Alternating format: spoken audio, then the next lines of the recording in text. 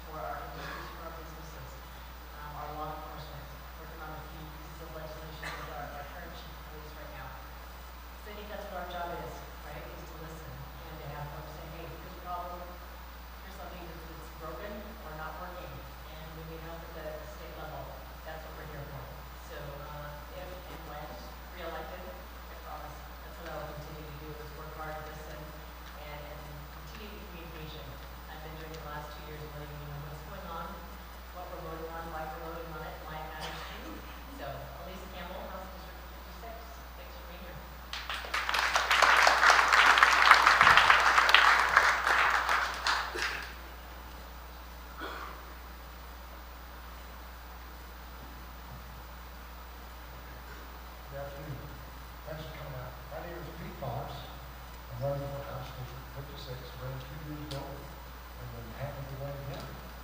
I have a vision plan all set out that you can visit on the website, hd56.com. But the one item that I want to address at this point right now is the voting record. So, reviewing voting record, there are several other legislators through the legislative process. If you look at evidence-based Wyoming, they've done a great job to analyze all the votes across all the bills for each session. And if you look at that analysis, it's easy to see where our legislatures fall, whether conservative, moderate, or liberal. What I'd like to do for our district is to swing our district just a bit more to the center and provide our folks what I think may be a better balance to the voting record. With that, thank you.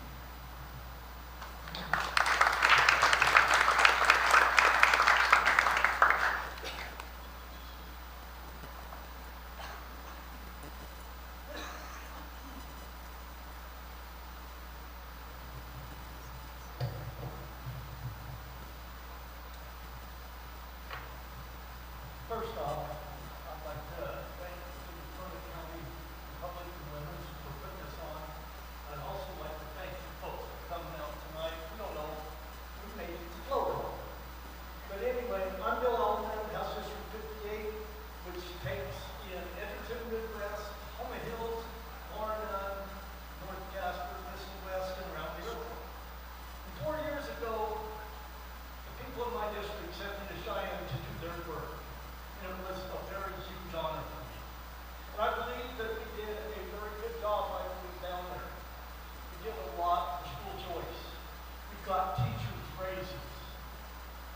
We protected people's gun rights. We saved 25% of your folks' property tax without hurting our county or our state. The town here probably had a close to a 2% loss, is all they had. The biggest loss was to the teachers, and that was backfilled by the state. So really, nobody lost much money. 2%, less than 2% is what Casper lost. So I think anybody can cut their budget 2% and not really hurt, especially when they gained close to 45% over the last 5 years. So, I'm very proud of what we've got done and what we've got going on. We've got some things that really excites me. One of them is a county consensus funding program, which will help our small towns big time. Natrona County, don't know, I'm on appropriations, and this bill's just now going to appropriations. We're working on it. But Natrona County is slated to get close to $10 million a year. Thank you. Stop.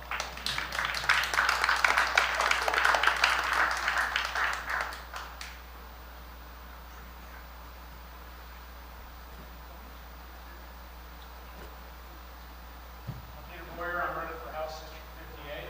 I got to tell you, this is actually a little bit intimidating. I've spoken before, but this is a little scary. I want to tell you a little bit about myself. When growing up, my mother taught me about, she taught me about faith. She taught me about patriotism and loving the country. As a young adult, my church taught me that unity and strength in numbers matters. In my military service, I learned about sacrifice. I learned that sometimes that sacrifice required blood. As a mayor, I've learned about making hard decisions and standing up for things that sometimes are quite unpopular. And as a husband and father, I've learned to listen to outside perspectives from myself and love and patience. Why do I say all that? The reason I say all that is because values matter. And that's what I've built my entire life around. I love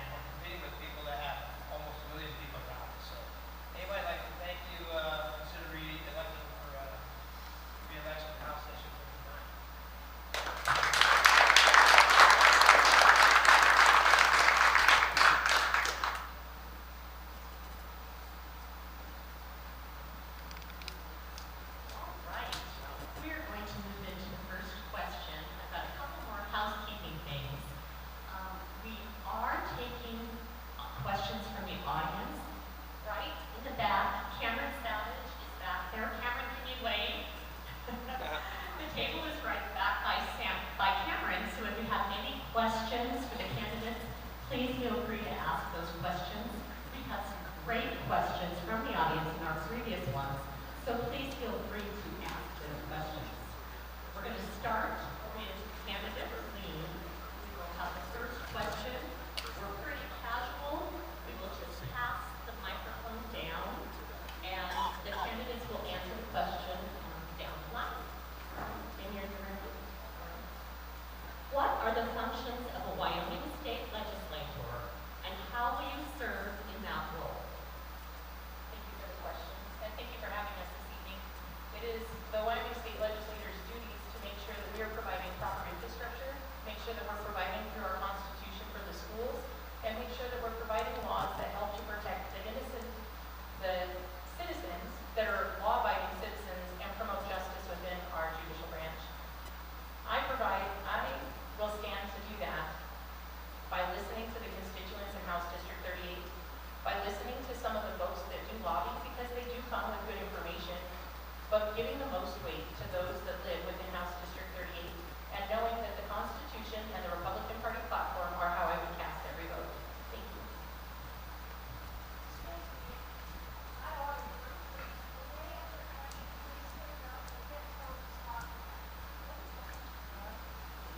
Thank you. Does that make it easier?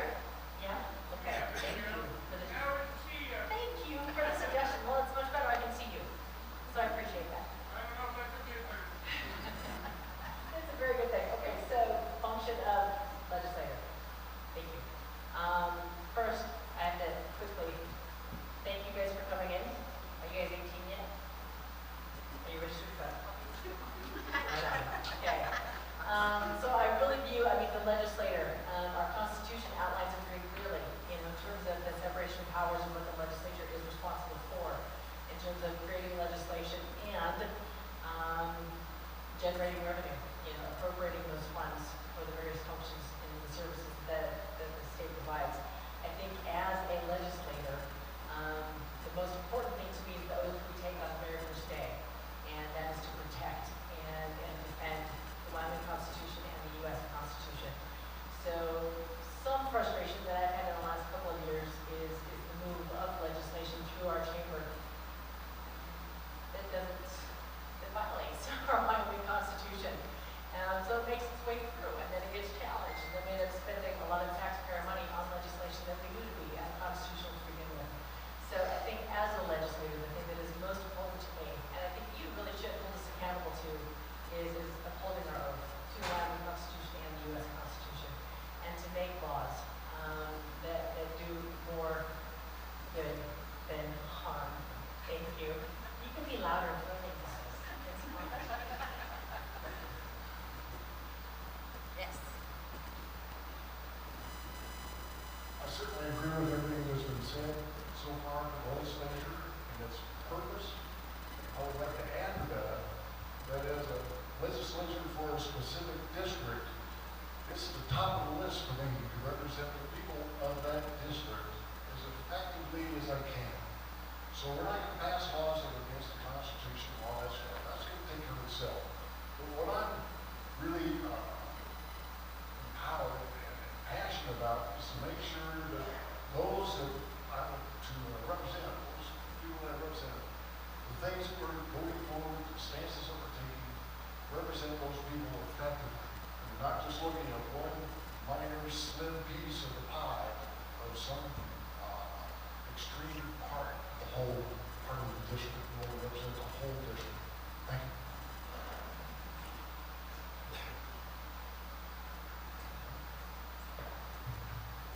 First and foremost, what a legislator is supposed to do is listen to the people that he represents. And then from there, we work on things like we bring in revenue, we set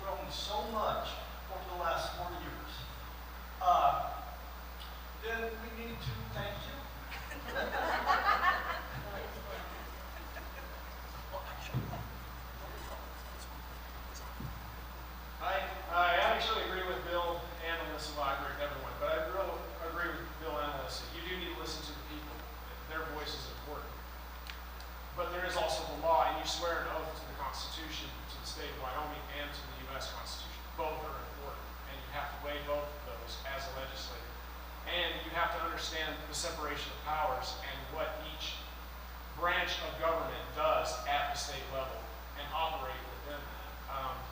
You don't, I'm not the governor and he's not the legislator. So we need to understand what those separations are and perform our duties within that. One of those duties is to pass laws. Hopefully we do a good job of passing laws that are conducive to growing economic growth and to making the state prosper. That's the goal. Maybe we disagree on that sometimes as people, but that's ultimately the goal. So, thank you. In the role of a legislature, you would represent about 10,000 people. And I think you ought to treat everyone with dignity and respect, and everyone would mention here to listen.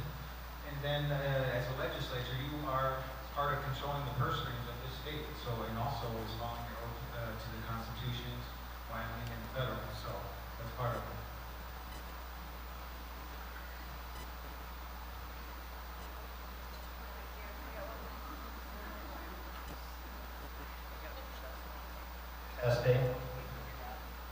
One of the things I found most difficult, when we talk about you have to listen, but you have about 1,000 voices coming at it from a dozen different directions, and you're not sure if those are the ones, is it just large amount of people and loud, or a small amount of people and loud? And so you're trying to determine where are the people sitting in your district? What are they thinking about policy? So trying to identify that is a major task for any legislature. The second thing is you need to, I'm kind of picky about legislation. I'm picky about the wording in it, because every piece of legislation has someone getting some type of benefit and somebody else is not getting a benefit. It's just how it works back and forth. So being careful of what you vote for, unintended consequences, I try to avoid that.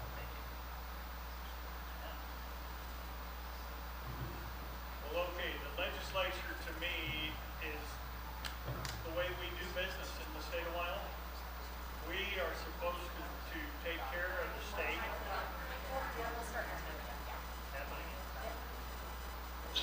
We're supposed to take care of the business of the state. So it isn't always pass law. It might be tweak a regulation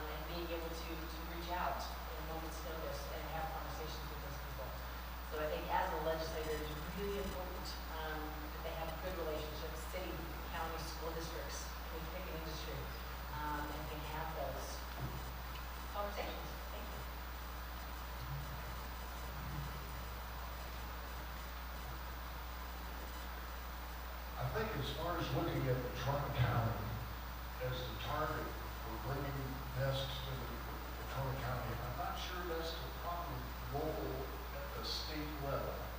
So we're state representatives, we have a district that we represent in certain, but I'd like to target the county commissioners, the city reps, those kind of folks to take care of their business at the local level. And if we need to interact with the locals, terrific. But we don't want to get cross-threaded between the local folks and the state folks. I will keep it a bit separate. Think at the state level, if there's something that's impacting Natrona, let's work with the local folks. Okay. In most occasions, the state and the county have a lot of the same needs, but not always. And working with people, it's not always easy. And you put out your best opinions, your best ideas, and listen to theirs. And when you do that, you can usually get your ideas across to them, and if they see that it's good for Natrona County, they're going to get on it. Thank you. Can you repeat the question?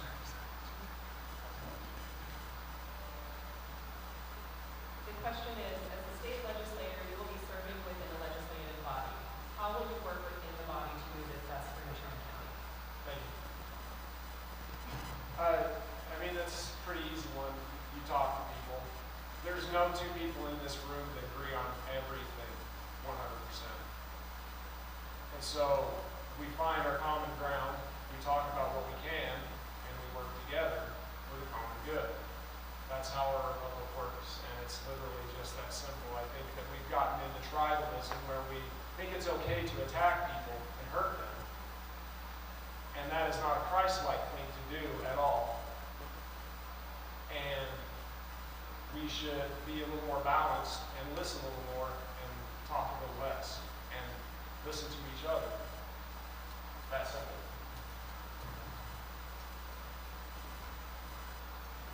I think to answer your question is have open dialogue and, like you're saying, networks and relationships. Because some people might have ideas which you've never heard of. So I think to do what's best for Natrona County, you got to be listening and open and available, and just be involved in your community. And I hope that answers the question. Thank you. Natrona County is kind of unique to any other county. It's the only place where you got a major city, Casper, and then immediate adjacent suburbs, other towns. No other county has that.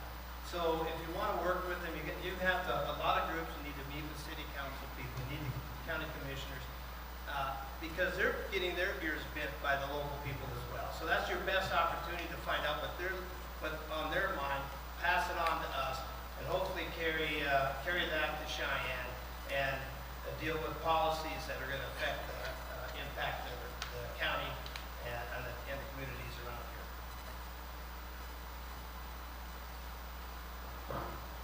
Well, if there's a piece of legislation that is for Natrona County, the first thing I do is talk to all of the rest of the legislators, both in the House and the Senate, that are from Natrona County and get a coalition going. Then, depending on the bill, yeah, then you talk to the commissioners, the police, the sheriff, talk to all the schools, everybody that's affected by whatever you're talking about. But you need that coalition of Natrona County legislators to work together down there to make good law come to effect. Jane Greenhouse, District 38. You do this by talking to everybody, not just one faction or another. It involves both sides of the aisle, but then we're not a technocracy, so our experts don't run what we're making our decisions based on. We are for the people, so we listen to the people. But when we go forward to make those decisions, we're first and foremost Wyomingites, and we're tough but fair, and we know where to draw the line. And so when you work for Natrona County, that's how you do it. You listen, you collaborate, you move forward with a plan, and then you're tough but fair, and you know where to draw the line. Thank you.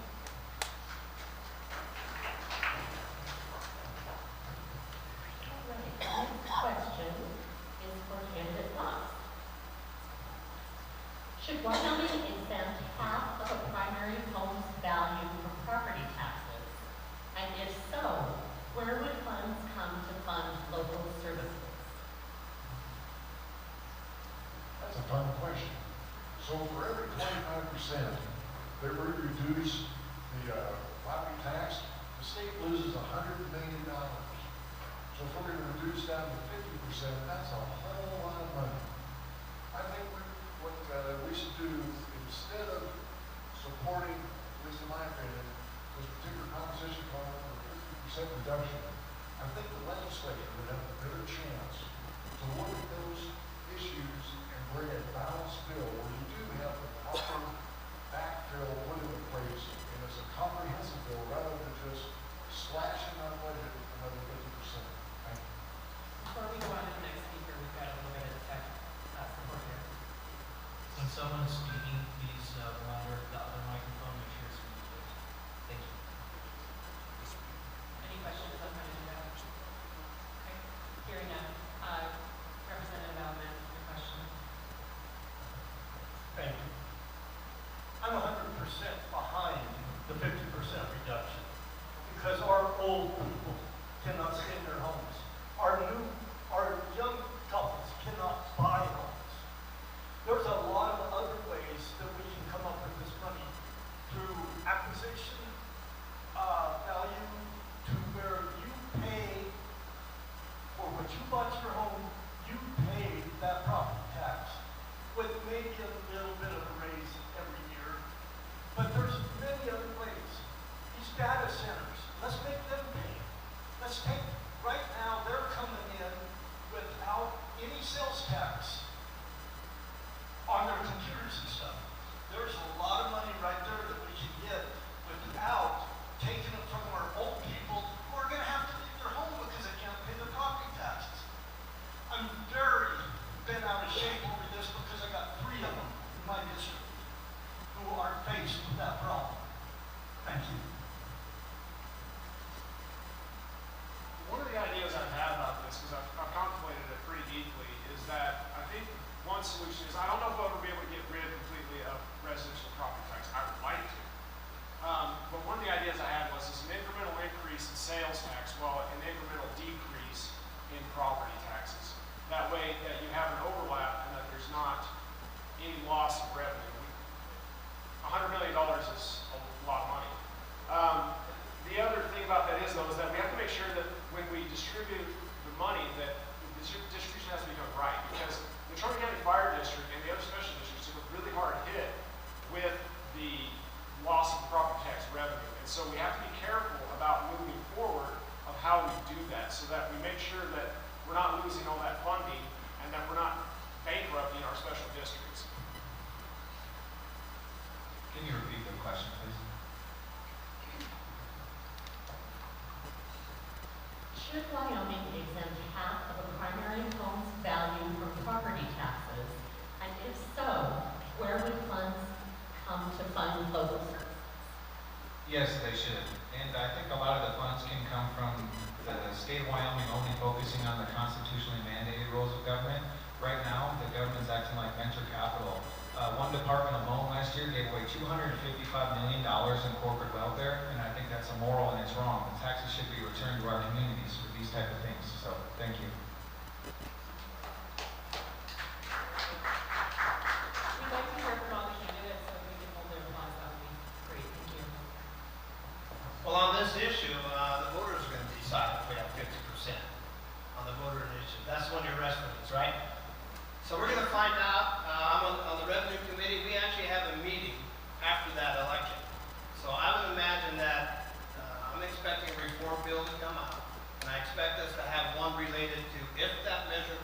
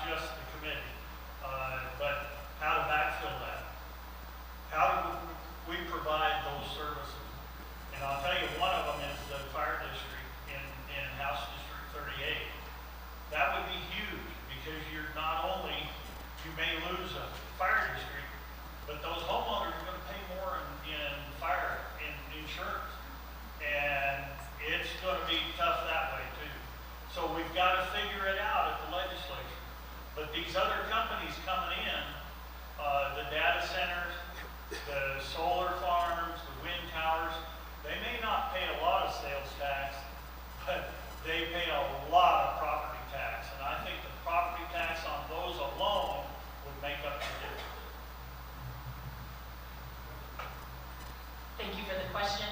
I support the 50% property tax cut because I know there are ways to be able to take this without taking the money out of the left pocket and putting it in the right pocket. I don't agree with the sales tax increase. What we have in Wyoming that we're exporting as our third biggest commodity is electricity, and the only people paying taxes on it are folks that live in Wyoming. So if we repeal that sales and use tax from our Wyoming people, put in a gross receipts tax so that every person that receives our electricity is now paying taxes, the state stands to gain approximately $3 billion. This would more than replace our $2.2 billion residential property tax that we need to backfill.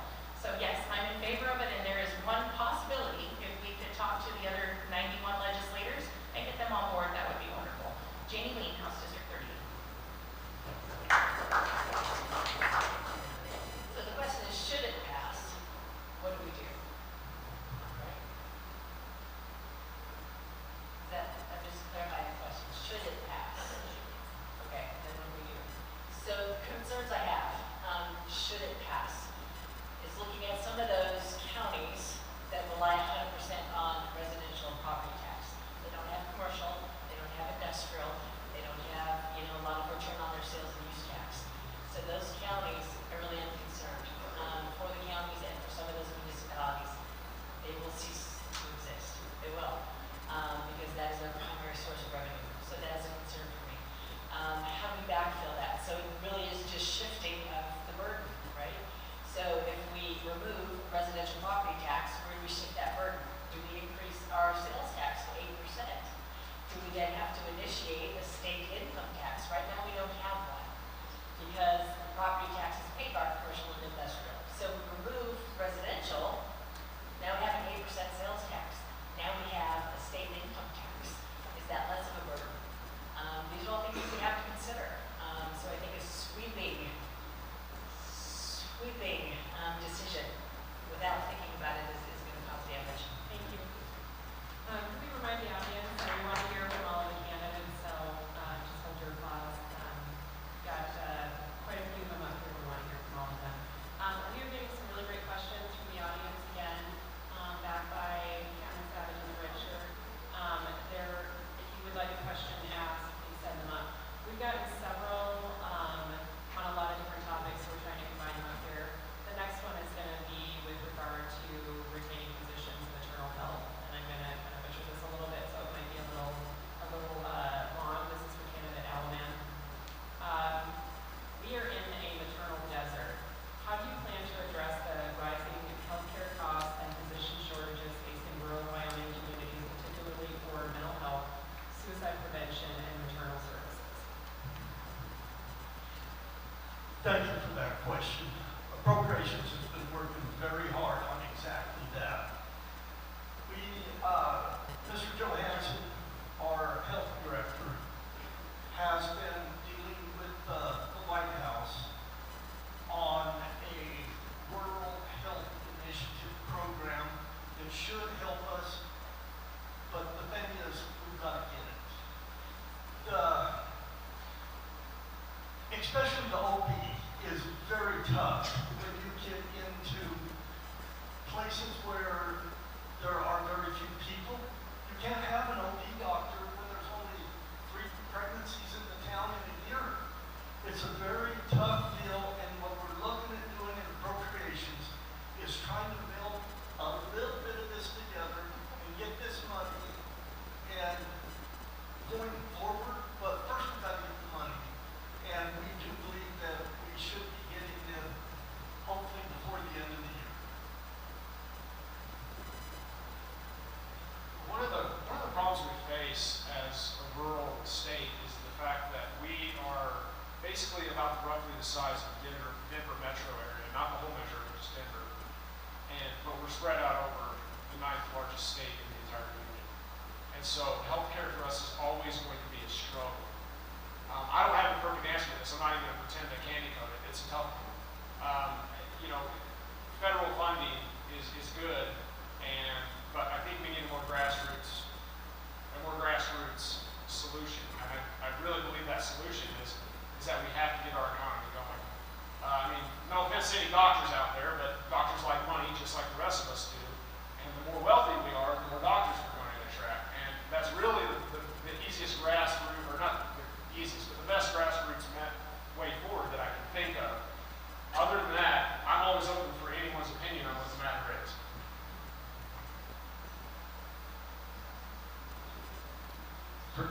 Can you please repeat the question, please?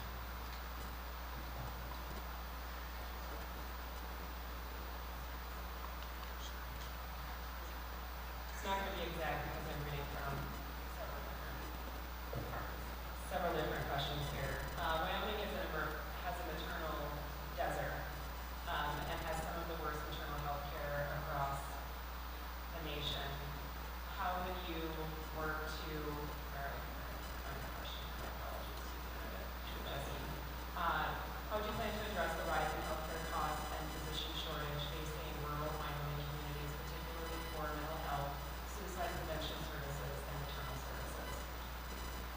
Well, this isn't an easy answer, but I think we start talking about this, and we need a trained workforce. And also, we need price transparency. So if people want to go and get some services, they can kind of shop around before they go and commit to a particular hospital or provider. And also, but the workforce service, or train more workforce. And then this just isn't an easy answer, but we need to also, here, I caught my thought here, is we need to get professionals off the record so they can tell us what's really going on and learn what their problems are. So maybe if we as a legislature can do some things to release burden or regulation on them so the free market can provide these services, I think maybe that should answer your question. Thank you. Yeah, this is a difficult question. Maternity care, if you're trying to figure out a way to accommodate expecting mothers, have them at a location, especially if it's rural, have a method where they actually come to a place where the doctors are prior to having birth, a month beforehand. Find some way, home-based community care, I'm a big supporter of. Ambulatory services, improving those in some way, where you can actually land a helicopter, which is pretty easy, but maybe make it much easier. A location in every small town, every small community having a spot to receive patients for air transport. So getting patients from point A to point B is one thing I think we can do. And that was maternity care as well. And it's just one avenue to try. Well, that is a huge issue in Wyoming, and because of our population, there's a lot of different things we can do to help that. One of them is not cut the university nursing program and the doctor program, not cut the community college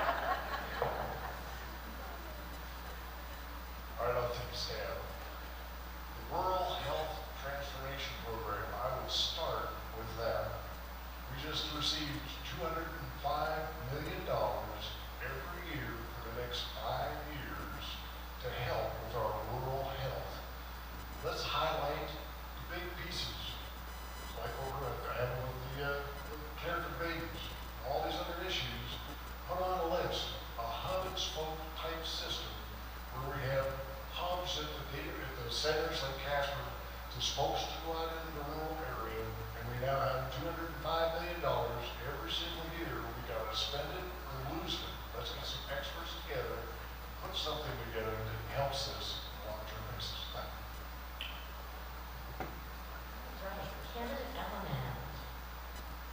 Or excuse me, candidate warrior, I got the wrong person, I apologize, candidate warrior. What measures would you take to foster unity in a politically divided environment? It's a really great question. I think it kind of goes back to what I was talking about before. It's not on. So, what I was talking about before with just basically talking to each other. We are not, we're talking at each other, not talking to each other. And we've all tribalized. You know, even within the conservative party, there's tribalism. Even within what we would call the insiders, there's tribalism. We're all part of the human family. We're all humans here. We are all children of God. Are we treating each other that way? How are we treating each other? I mean, I know that that sounds cliche, but how are we treating each other? And are we looking inward at each other, at ourselves, to see how we are treating other people around us? Are we obeying the second great commandment? Thou shalt love thy neighbor as thyself. To answer your question, as I alluded to a little bit earlier, is treat everyone with dignity and respect. Be open and available to everybody. And another thing I'd like to add is you never know what somebody's going through. That's why I should be so respectful to everyone, because they could be the next person to say something to me, I'm this close and that's it, and they snap. So you never know what people are going through. I've read a couple books, could go into a story about it, but you really never know what people are going through. So it's just always good to be respectful, because they could be like, hey, the next person to say something to me, and that's it, I had it, and then lose their temper. So it's always good to do these things. Thank you. Technology has changed how we communicate amongst legislators. That's one of the biggest differences. I think people think when we're down to the legislature, we get a chance to converse back and forth amongst us. That's not true at all. We don't have the physical time to sit down for a half an hour and visit about a little subject or something that's on the mind. And so that's probably one of the biggest issues. If there used to be, when they all used to hang out together after the session ended, they had plenty of time to chat it up. I don't feel that we have that time. We have so many bills that you're trying to get a hold of. You just go back to your room and you research it, you look it up, and check 1,000 emails. That's one of the biggest issues. We don't get to talk amongst ourselves very often.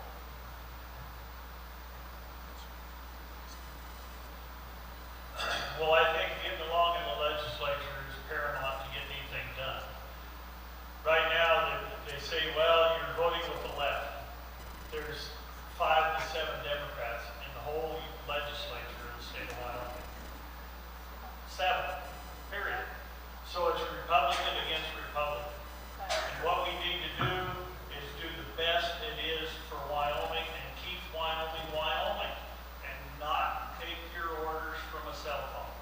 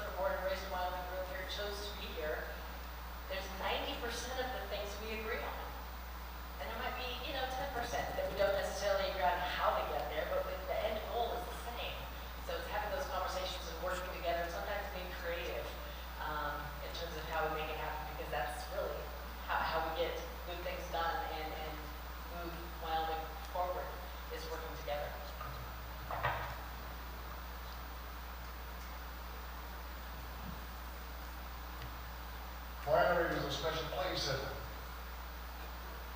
When you're looking at our party, for the Republican Party, I think there's an issue with how broad it is. It's almost like our Democratic Party has become so frail and so weak. The only way that a Democrat can get elected is to join the Republican Party.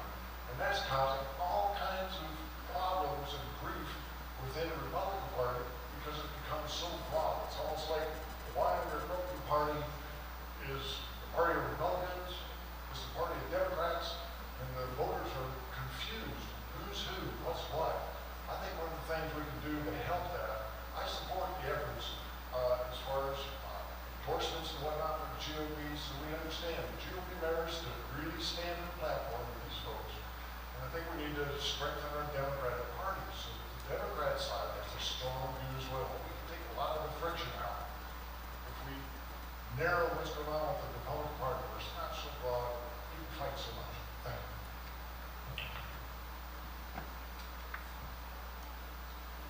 Good morning, Cheyenne. We get along pretty good. We talk about stuff. It's in Casper. It's in Cody. It's in Gillette, where we go. When we can't even drive down the street without seeing a great big billboard put up by Casper lawyers that says, "Kick the Freedom Caucus out." That's a problem, folks. And I'm Freedom Caucus. I'm very proud of Freedom Caucus. I've never one time voted off of this. Not one time. So let's start it at home and move right on from there. Thank you. Thank you. The next question is for Hannah Majeski. This is from the audience. Again, if you've got questions you'd like to ask, please submit them and they'll bring them up to us. What questions do you feel need to be asked before a data center is built in Natrona County? Are they getting subsidies? Have they done long-term environmental impact studies? What are the benefits for Wyoming? I think those are 3 good questions to start with. I think one of the most pressing questions, of course, is going around the state is, what resources are you going to use in your operations? The one that's been talked about here, Prometheus Hyperscale, we've only had one quick conversation with it that's more about the actual system itself. No details on resource use. We can measure every gallon of water if they would just give you a number. We know how to do that on real time. And so that's one of the biggest issues because everybody's concerned about the resources that will tie up. So until we actually hear some concrete numbers from them or any data or any other industrial source, you can't make decisions on that without having that kind of number. So.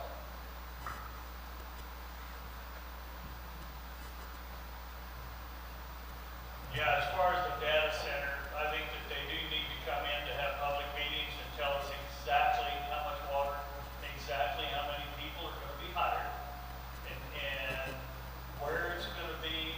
They've changed the spot, I think, a couple of times. But, you know, it's clear out there in the middle of the country, and that's not a bad thing.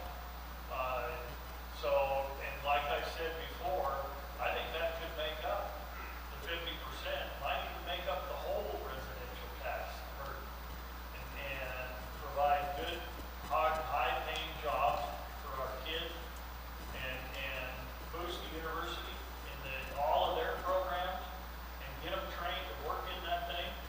I don't think we need to be afraid of them, because every time somebody Googles something, it goes through a data center. You got to remember that. So whenever you Google something, and there's a center that tells you the answer. Data centers are a very hot topic, and in the state of Wyoming, we need to be asking questions like, what are you doing with that water when you're done with it, let alone how much water are you using? And if you're not going to tell me what's going into the water, how am I going to be able to regulate you as an industry? Because you may become a new industry in the state of Wyoming, but that doesn't mean that you supersede what's going on within our oil fields, and we more than regulate that water to be reclaimed. So I believe in industry fairness,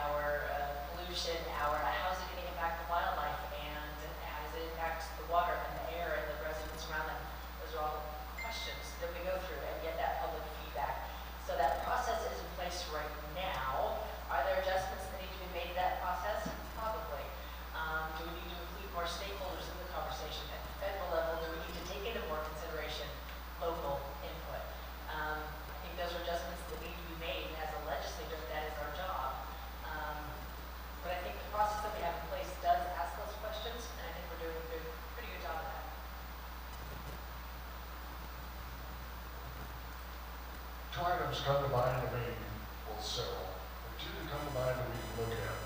From the water perspective, if we're using a closed loop, where it's just glycol, it's like your current radiator. You have a bit of water again, but it's just a radiator going around and around and around, and you're not using gobs of water like some of the earlier designs. Second aspect is the power.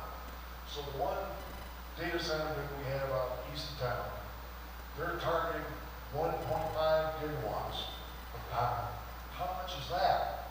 That's 2 Dave Johnson power plants for that one data center out east of town off of I-25. Well, it's just natural gas. If you look at natural gas part, I did a little bit of calculation back the envelope. If we did all of our data centers, assume 50 gigawatts for the state, you're looking at 4 Wyomings of natural gas to power these stations. So we've got to look at it close from the power perspective. Folks, I've been doing all I can to study this because it's very important to my constituents. Where do I go to get good information? Do I go to the CEO of Prometheus or Meta or somebody else? No, because they're going to lie to me. Do I go to the internet? No, because it's going to lie to me. So I've been having trouble looking to see where I get honest, good information.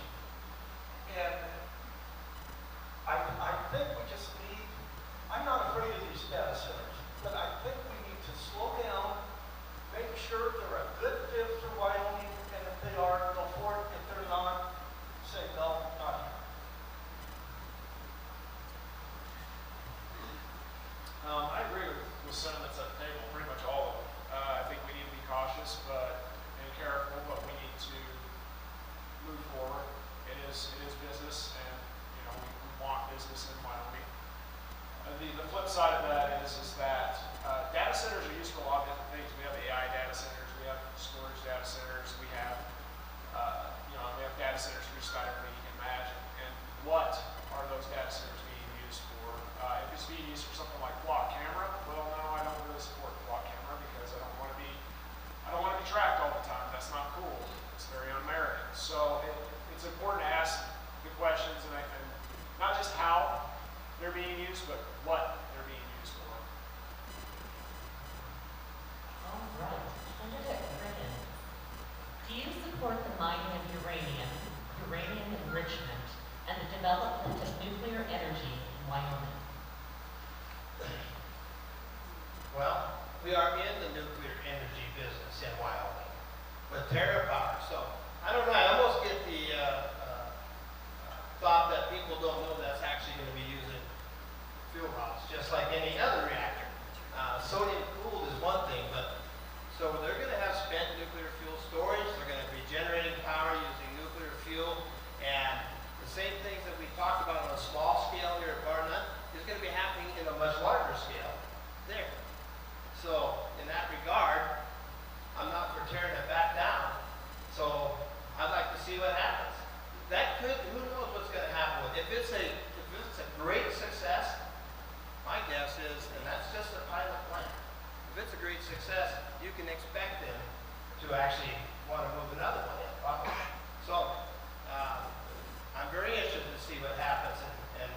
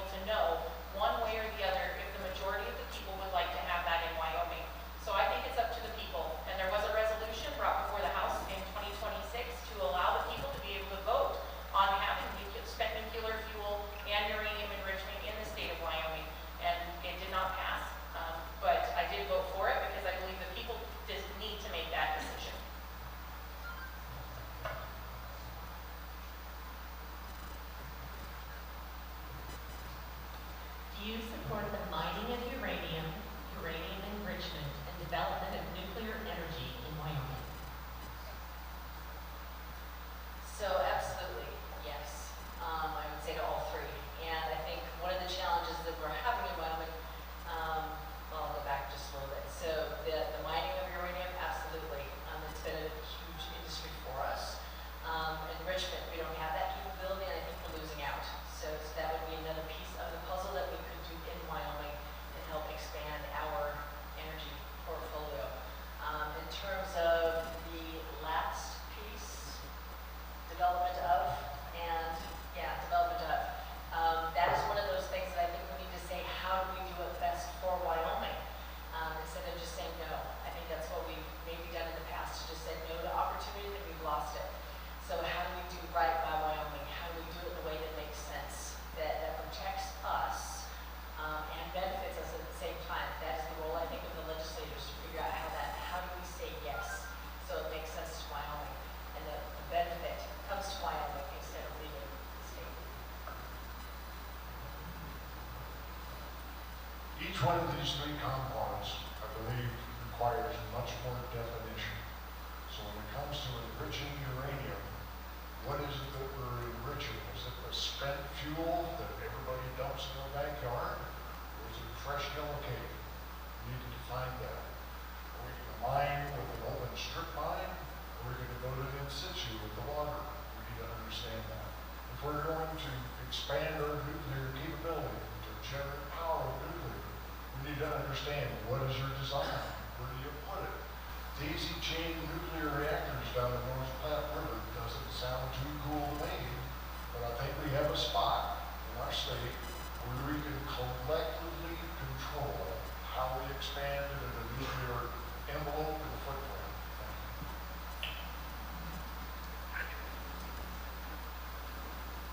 I am not now, nor have I ever been, against mining of nuclear material, of uranium. Where I have a problem is when it's shoved down people's throats with money that is coming out of the Wyoming taxpayers' pockets. The people should have a vote. And that's what I stood up for. And HJ 0003 does just that. It gives the people of Wyoming a voice in their future. And uranium's a little bit different than coal or oil or all this stuff. Uranium lasts for tens and tens of thousands of years. If we can do it safe and the people want it, let's go for it. But the people have got to want it. Thank you.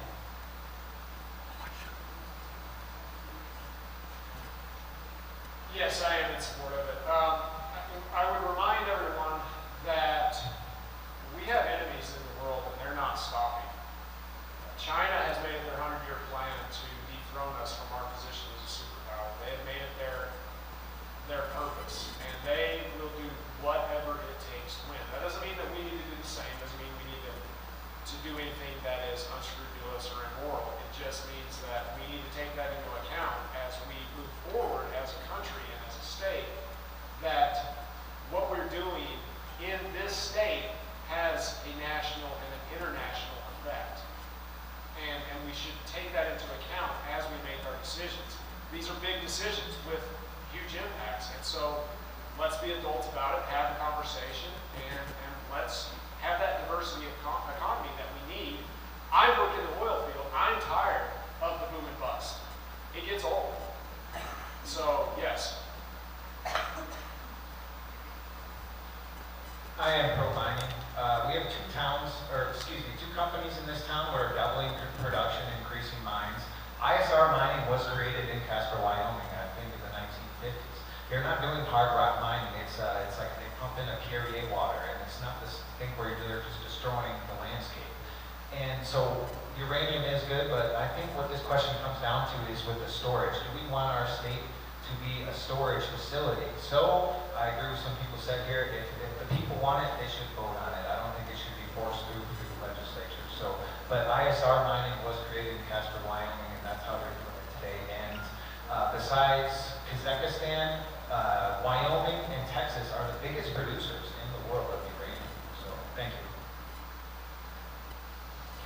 next question, and this is one close to my heart. This is it was submitted by an audience member at a former one, but this is for Canada Henry. Wyoming's largest export is its youth. What are your plans to better retain our youth? And I appreciate seeing all the youth in the audience. This is great. I brought a couple with me, but we've got lots of young faces. I hope to see you to continue to come and be involved, so that's really great. Anyway, so back to the question at hand. Wyoming's greatest export is its youth. What are your plans to better retain our youth? Well, we need to provide those jobs so that the kids can stay here, the high-paying jobs, and develop some housing that doesn't cost $450,000 or $500,000, so they can afford those starter houses and stay here. But with the University of Wyoming and the community colleges, the half-away scholarship, we've got everything in place. We just need to provide those jobs, and that's what these industries, the data centers, nuclear, a lot of these industries will provide those jobs so that our kids can stay here. I've heard it for a long time. Well, let's do something about it. Let's get it here. The CTE programs that are in the state now, career and technical education, train for the jobs that are here in Wyoming now, and they'll stay here, but they need high-paying, good-paying jobs. As a mother of 5, this is always a concern of mine. My oldest with my grandchild currently lives in Texas, but her husband is military, so we'll forgo them for now. I anticipate that they'll come back. And one thing that we need to do is change our curriculums in our schools. We're teaching that coal, oil, and gas are bad. Right now, that's what our state thrives on. And why would we expect our youth to stay here if we're not going to teach them that those are livable industries? That's just one starter point. I agree with my opponent. We need to make sure that they have high-paying jobs. Career and technical education is to be bolstered in Wyoming. Those will be the jobs of the future. We need to make sure that our youth know, 1, that they're wanted here, and 2, that they can always return if they go exploring afterwards. I find that this is a great place to raise families, and that many people in my generation took an opportunity to go to school elsewhere, but they returned to Wyoming to raise those families because the family values that Wyoming supports are what we need. So to keep our youth here, we need a little bit of innovation with a better school curriculum. Woo! This is one of those, big problems that has been talked about since I was in high school. When I graduated from KW, and that was more than a day or two ago. So it has been a constant conversation in Wyoming. And currently, I'll echo what Representative Lee said. My oldest kiddo was recruited out of UW and now lives in South Carolina because that's where the work is. And so there's this job opportunity for him here. And when he was on for Christmas, he said, I gotta tell you the truth, Mom. So he's getting married in September, and he said, we're gonna talk about having kids. And with the state of healthcare in Wyoming, we won't be moving back. That hurts, right? So it's one of those multifaceted, how do we fix this? We need jobs, we need healthcare, we need homes, and we need to stop passing legislation that tells our youth they don't belong here. That's my reading. As a mechanical engineer, when I got out of college at UW in '89, I had to leave the state. I spent my whole career in oil and gas, 33 years outside the state, because that's where the jobs were. There's currently this huge influx that I never hear people talk about. $10.5 trillion of business, manufacturing jobs coming back, flowing back into the U.S. from abroad. It's all coming back. That number, $10.5 trillion, jumped here July 4th, Trump just mentioned, it's $19.2 trillion now. I think our state, I want to make this the center point of my platform, to get with the government, business alliance, the legislatures, the businesses in town, the schools and whatnot, to figure out how can we attract a portion of these businesses, huge tidal wave businesses coming back into our country that we can bring into Wyoming. And that's how we attract business in our state.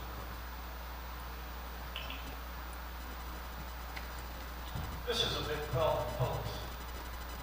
But there are 24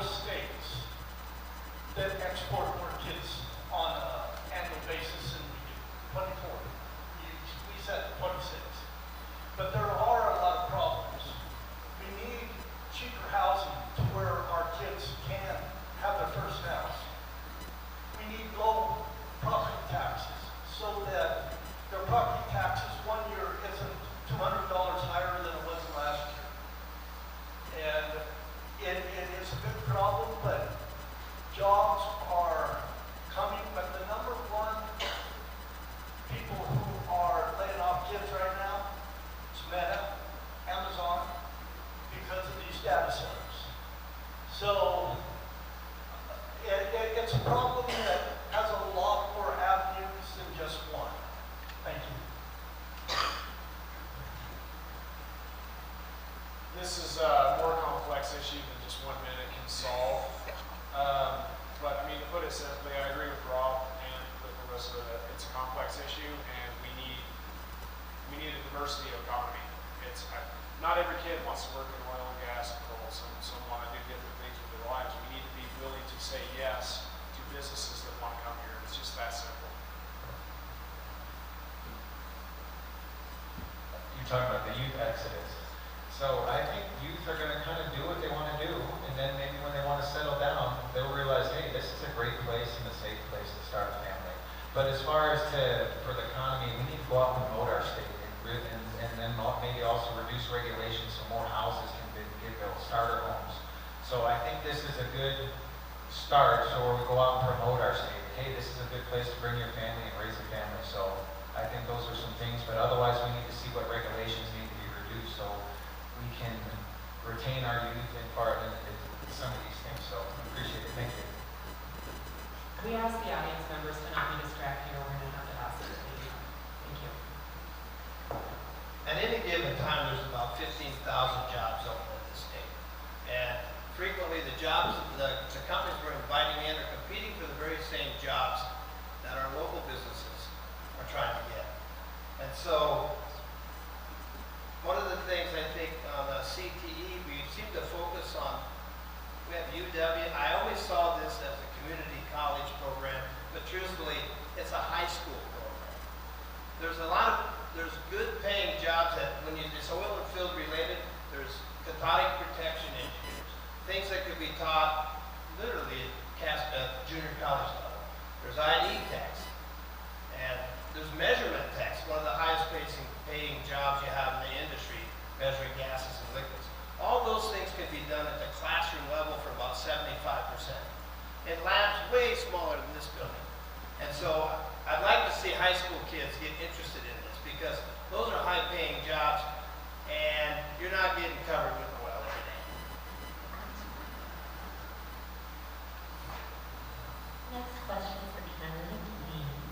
What are your thoughts on the ongoing issues with the state section and the potential gravel mining operations? When it comes to the gravel pit at Casper Mountain, I've been opposed to this for the water, because water is life in Wyoming, and when you remove that natural aquifer, you're going to make many homes. Now they have no value. Now those folks are going to have to haul water. And so I stand opposed to the gravel pit just because of the water situation.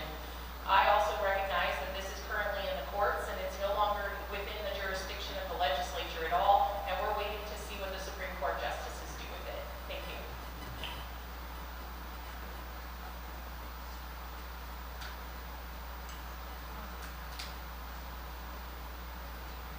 So what is the question one more time? Sorry. How do I feel about the gravel pit? What are your thoughts on the ongoing issues with the state section and the potential gravel mining operation? Okay, thank you. So much like Representative Lee opposed to the gravel pit, I think part of the issue is the process and how it works through. What happens in the state is our 5 top electeds that are part of state lands are given a map. They have no idea where these parcels are. They just go through and, yep, they checked all the boxes, met all these requirements, we're going to grant them a permit.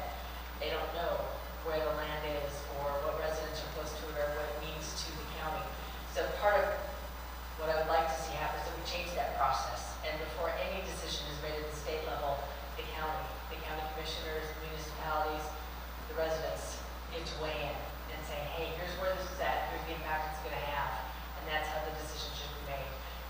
It's really being made blind at the state level. They don't know where these parcels are. They're just going through the permitting process.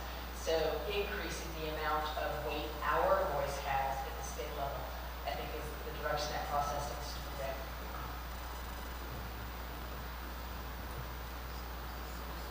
Sure, it feels like the process followed for this gravel pit.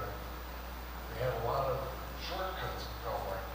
zoning at the very front end of this, to get the zoning changed, to kick off the process for this gravel pit mine.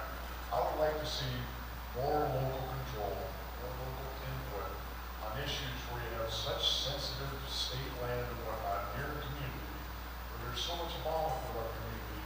There may be a difference in a piece of state land out in the middle of Powder River Basin versus a piece of state land that's right next to Casper. You may need to differentiate that just a bit so that the locals have more input involved in these decisions.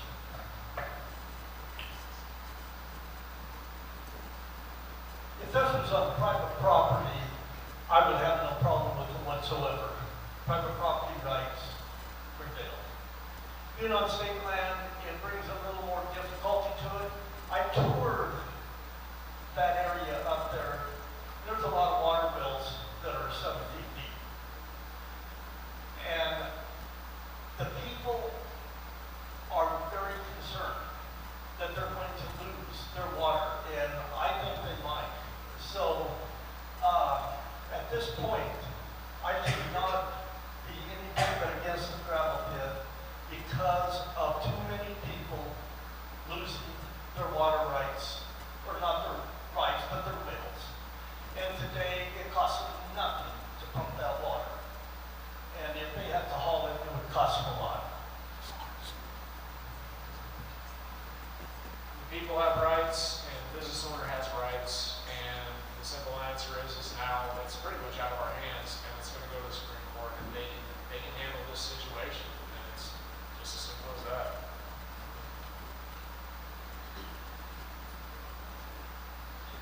It sounds like mining someone's wells is a violation of their private property rights. And I also agree with Peter here that it's kind of out of our hands and it's in the courts. So Casper, is the tourism is just great. When I've seen a gravel mine ruin our tourism, it doesn't sound like a great idea. So thank you. I think that with state land, they have a completely different public participation process, but it practically doesn't exist. So when it comes to federal property, federal land management, there's a very robust system for addressing what's on scheduled proposed actions. Does the state of Wyoming, we had a big discussion about this in Laramie last year. Should we rethink how state land is managed? Does it require constitutional change? Right now, it's strictly for the beneficiaries spelled out in the Constitution. So they try to maximize revenue. That's what it's for. So we'd have to make a big change in how we manage the state land altogether. They have no obligation to consider multiple use. So if we want that change, it's going to have to come about by a very serious constitutional effort and have a discussion within the legislature. So we'll find out. We're done. Well, I went on record 2 years ago, and I was opposed to that gravel pit in that area. I'm not opposed to gravel pits, but in that area, there's a lot of dust that can be derived from that, unfortunately, and it comes right over the city of Casper. And that's why I was opposed to it. I think they can find a better spot. I really do. And I think the state land board, the state lands department should have researched that a little more before they ever took it to the SLID board. Okay, the next question is for candidate Campbell. Severance taxes pays a significant portion of taxes for the state. How do you ensure that oil and gas operators are able to develop minerals as a legislator?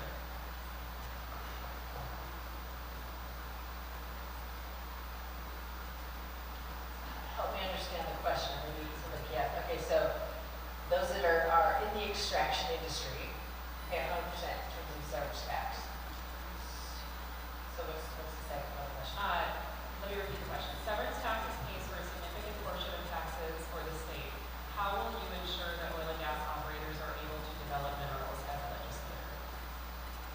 Okay, so how do we make it feasible and profitable for them to continue to develop minerals? Okay. Part of it is that balancing that we have to do. we realize, yeah, they pay 100% in terms of the separate tax, in terms of extraction. So then we offset that, right, with not having taxes on the heavy equipment, in terms of, you know, the purchase of, and the heavy equipment they use to offset that to make it more beneficial. And I think that's something we're going to have to continue to consider, especially as we talk about maybe reducing residential tax by 50%. That's going to shift even more burden to our energy industry and our extraction industry. So how do we balance that for them? Because typically, I think in the past, that's what happens. They continue to get hit, and they end up carrying more and more and more of the burden, and we keep hitting them. Pretty soon they're going to reach a breaking point and say, you know what, Wyoming's out of control, we're going to go to Colorado, we're going to go to Texas because we don't get hit over the head every day. So we have to create that stability that they can count on, and make it profitable for them. So we can't keep going to them to carry the burden.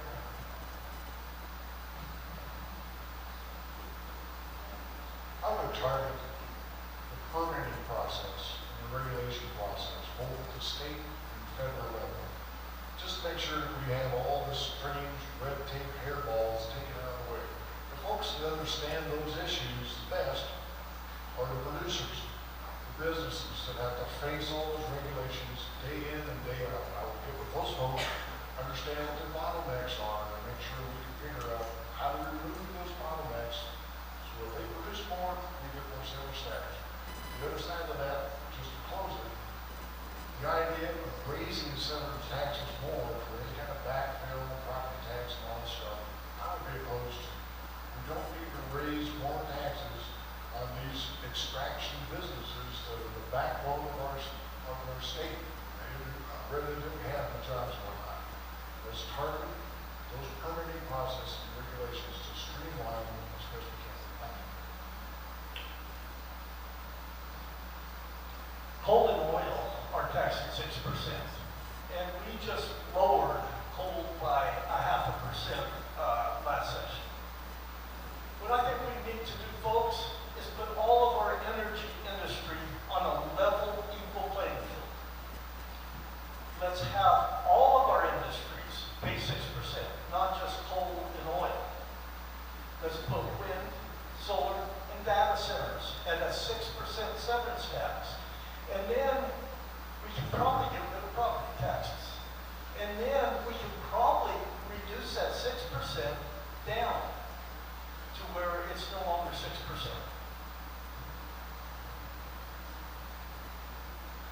I agree. The reduction of regulations is a great idea. If you look at just like the sage grouse, anyone that works in the oil industry here, they know about the sage grouse. Having to drive 30 miles out of your way just to go pick up a load of oil because there's sage grouse breeding. Nothing against them. But that's extra fuel, that's extra time, that's all the regulations that the oil companies have to jump through. That is, a lot of it is unnecessary. That's one aspect. The other aspect is can we reduce severance tax? Our oil industries pay twice of what Colorado and New Mexico pay. Can we do it? That's a great question. I can't answer that in the next 25 seconds. Should we do it? Probably yes.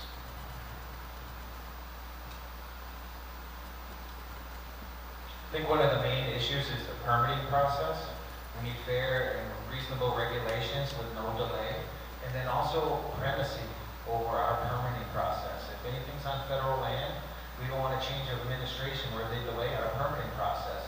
So I think if we do our own permitting instead of the federal government, that will give us a better advantage than if there's a change of administration where they delay our permitting process because they don't like coal, oil, and gas, these type of things. So I hope that answers your question. Thank you. Yeah, federal permitting has been an issue here. Every time I go to the BLM office and ask them about some recreation issue, they're too busy addressing permitting issues to get to it. So I don't know if they are not.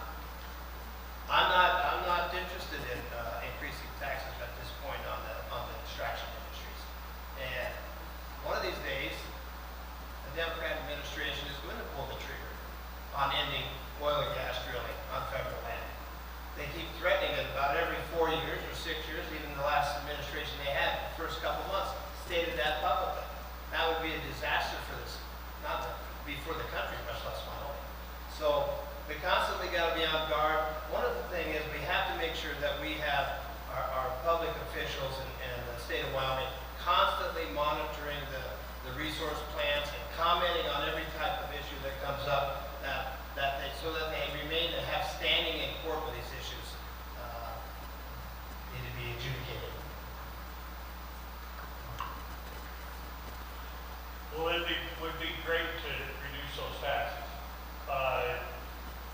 you what would really be good is because not only the surface is owned privately, but there's BLM minerals underneath. And when that happens, they have to go through the BLM process and that government process. And that 80% of the drilling in the state of Wyoming.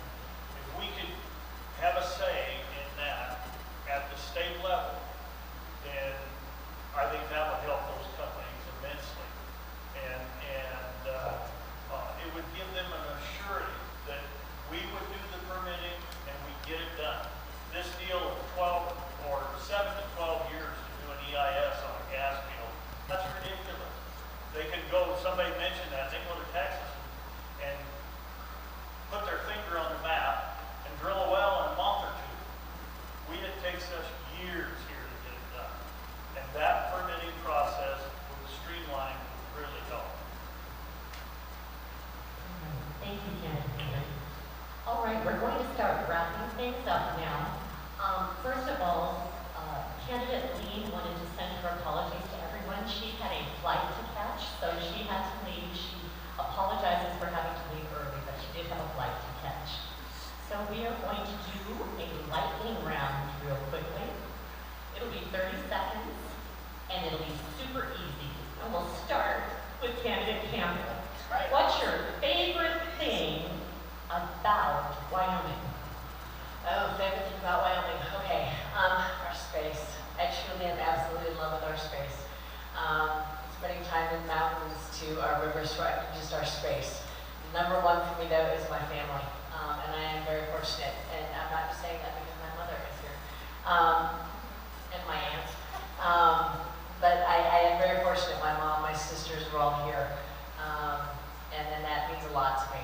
So having my family, and having our space, and just the people of Wyoming. Growing up on Casper Mountain, I have to say Casper Mountain is my favorite part. I've been all over the mountain, from one end to the other, top to bottom, front to back, for decades. That is a source of joy and peace moment. The best thing about Wyoming is its people, then its landscapes. But the people are by far the very best in the world. And if you're lucky enough to live in Wyoming, you're lucky enough. The sunsets. I've been all over the world. I've been to Germany, Japan. I've been to just about any place you can imagine, and I've never seen sunsets like here. They're absolutely just almost heavenly. I'd say two things, the work ethic, people have a can-do, get-her-done attitude, and then the second thing is, people rather shovel snow than live in population centers here, so I really like that about Wyoming. Complaining about a 6-car traffic jam at a stoplight. I like that. And go folks.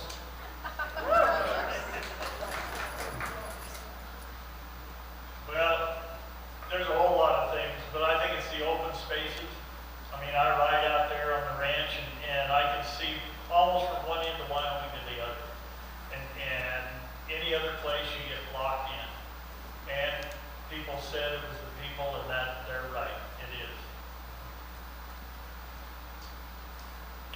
Thank you for coming out tonight, candidates. We really appreciate it. We can get a round of applause.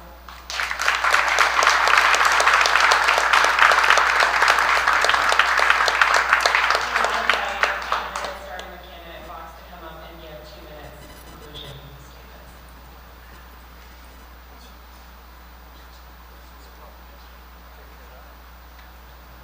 Well, thank you for coming out tonight. It's a long night. I appreciate the chance to run for this office. I'm an engineer background. I've been in the States in '72, been all over the world, back and forth, in the oil and gas business, and back home for the last 5 years.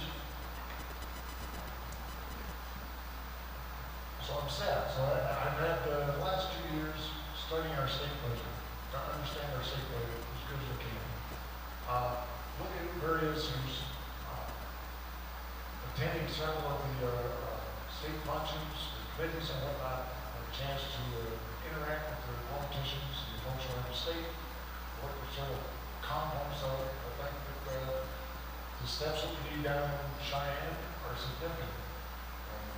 hoping to jump in, full feet, take part, and hopefully, thank you very much.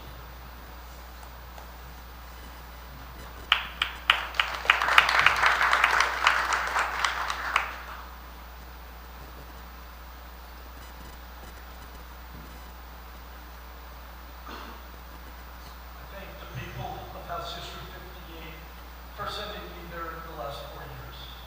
It has been a huge honor. But something that is actually more than an honor of going out to Cheyenne is the people that you can help during the interim. And I have been fortunate because I've helped very many people. Helped a young man in Marna a year ago who wanted to go to Annapolis to the Air Force training. He wanted one of our representatives to nominate him because of the work of me, Peter, and many other people in the community. We got him all three. A gentleman in northern Butler County had a poisoned whale. We got it plugged. He worked on it for 3 years. We got it plugged within a month just because of working on it. It was an orphan whale that belonged to the state. That's something that I have really, really enjoyed doing more than going to Cheyenne and voting there, was working on these things at home, helping the people. That's where my heart has really been. And how am I doing on time? 30 seconds. Okay. I've been here the longest. I've been here 4 years, so I talk a lot more than these others. So I just thank the people of House District 58, and I ask you to send me back. Thank you.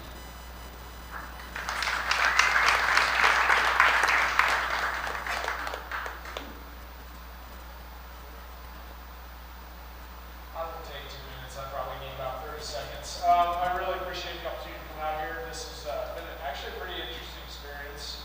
It's nerve-wracking at first, but once you get into the stride of it, you feel okay.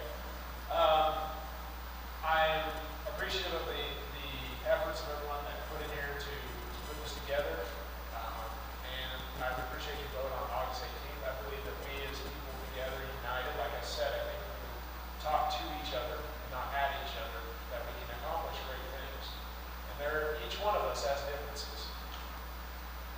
But that doesn't mean that should divide us, because we all have more in common than we think. And I hope for your vote, and I thank you.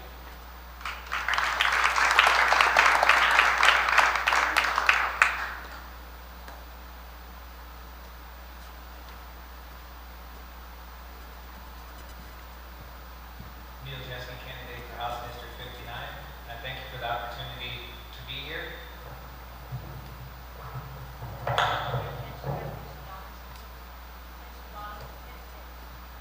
I'd be honored to earn your vote, and I'm here because corporate socialism has taken over the state. It's profits for the insiders and well-connected, and the taxpayers take the risk and the losses. And I think this is immoral and it's wrong. The taxes would be better served in our communities for infrastructure, schools, just the basics. The government shouldn't be acting like venture capital. The government says they create 5 jobs here, but they destroy 5 or 10 on this side. We need to get back to a free market and let the government get out the way and reduce regulations as much as possible. Because everyone here knows how to spend their money better than the government does. So I'm on here to try to get the word out, and I appreciate the opportunity to be here. Thanks again. Bye-bye.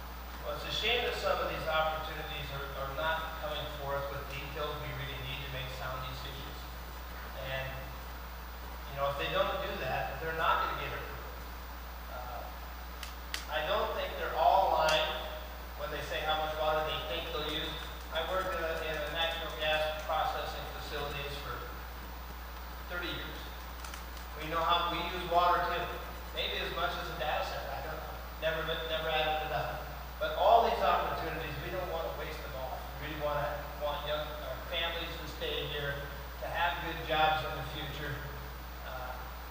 Someday, we might experience another late 1980s. And the industry collapsed. If you haven't lived through it, you don't even believe it can happen. So I'd like to see some industries available that help us level that out should it ever happen again. Because it certainly could. So, appreciate your vote for House District 59 and the elect me in City of Cheyenne. Thank you.